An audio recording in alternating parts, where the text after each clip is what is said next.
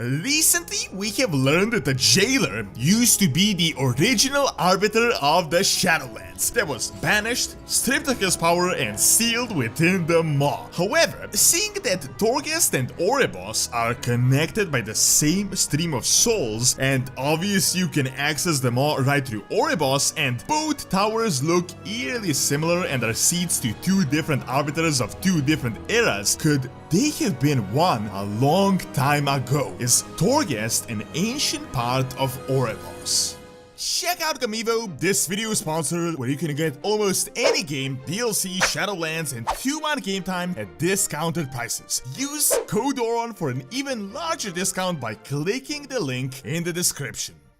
I've previously talked about a similar theory in a different video, but now that I took some time to really think about it, it does kinda feel like the puzzle pieces are finally falling in their place. Right off the bat, the actual lore of the Maw is incredibly slim, and that is actually done purposefully. It is not that Blizzard just didn't give us info as in scarcity of content, but more like the denizens are actually hiding the origins. Where the Maw came from is unclear and is actually debatable within the game. The broker research from the latest book came to a conclusion that the origins of this prison realm have been all but completely purged from the annals of history and purposefully done so, while other brokers presume that the Maw always existed, just probably not in its current form, and that it was originally shaped by the first ones. Now, of course, this would be nothing out of the ordinary. Thus far, we know of a few places that have been confirmed to have been made by the progenitors, the first ones, most likely the entire Shadowlands as we know it today, Maldraxxus specifically as the defense realm, and 4 cities: Oribos, Baranet, Niraman, and Kortia. 2 of these cities you are all familiar with. However, it is likely that they also created the Maw, just not in the current shape that we all know right now. We are aware Torghast is the main prison of the Jailer, or at least that is what it is supposed to be, but now it is literally his seat of power. However, it was confirmed that the Maw as the hellish place did not actually exist, but the Jailer literally created it and shaped it. Other realms of the Shadowlands entered the atmosphere and they crashed and burned, which is why the place looks like Hellfire itself, and the Jailer actually pulled in pieces of landmass by sending chains directly from Torghast to attach them to the land and to pull them inwards. Now, I really doubt the realms just suddenly started crashing down. It is more than obvious that Zoal pulled them in with his chains as he found some sort of keys to reveal them. We have seen one example of this quite recently, and that is when he pulled in the first one city of Kortia, or the ruin of what was Kortia. So, through this exact process, he created the rest of landmass throughout these countless eons he had been imprisoned. We don't know what these realms were, but there is a possibility that one or both of the remaining cities could be residing within the Maw: Niraman and Baranet. The Maw itself is known as the Wasteland of the Damned, and we now know that outside of Revendred there are other realms of punishment within the Shadowlands, so it is almost completely confirmed that the Maw was not supposed to be a realm where the Arbiter would naturally send souls as punishment, or at least as it was supposed to be. So now that I gave you some background info on this, you may be thinking, how do we connect all of this to Oribos and the Arbiter? And quite simply actually, as most recently we did get some new lore that made these speculations easier. First, we know for sure that Zoal long ago used to be the original Arbiter of the Shadowlands and probably the main person behind the Pantheon of Death. However, as he inquired about the Sepulchre and wanted to take the sigils by force, the Eternal Ones defeated him and decided to imprison Zoal. We know for a fact that Primus literally created domination magic for this exact purpose, that his sigil was taken, anima stripped, and he was bound by strong domination magic. However, there is an ongoing really good theory that all of the Eternal Ones participated in this process, this ritual, not just Primus. Primus took his sigils and created domination runes, the Archon possibly wiped out his memory, the Natrius siphoned his anima, and the Winter Queen put the final seal on his prison. This Winter Queen bit is at least confirmed, as we know that the Maw was sealed by the magic of the Hound of the Forest in Ardenweald. Now,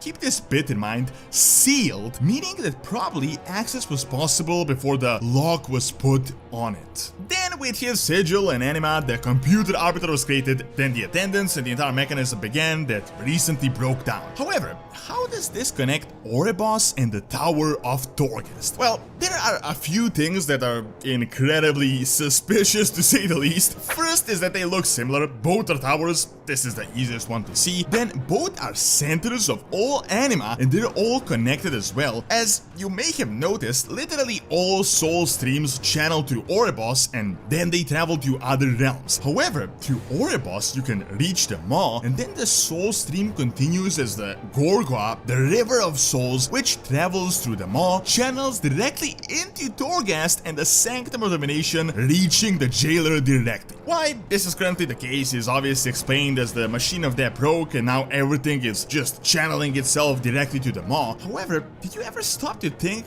okay, the Machine of Death broke, but why is the entire soul stream now directly traveling to Torghast and the Arbiter, the former Arbiter? It is quite suspicious. It is almost as if Torghast, being the center of the soul stream, is the default of the universe, and the souls are meant to travel directly to Zoal, but someone placed the Arbiter as an obstacle to this natural process, and now the obstacle is no longer there. Now, immediately you may be thinking, I mean, sure, that makes some sense, but isn't Torghast completely different inside, as if it does not resemble Oribos at all? And you do have a point, but we know that it was confirmed that Primus had woven domination magic directly into the fabric of Torghast itself, and obviously that could have made the entire place look a lot more sinister. So my speculation is that long ago, Torghast was either the original Oribos, and the new Oribos was constructed after, and we were made to believe that it existed for the longest time, or the more likely theory is that Torghast used to be the main wing of Oribos, the main tower that was ripped away from the city and thrown directly into the Maw. This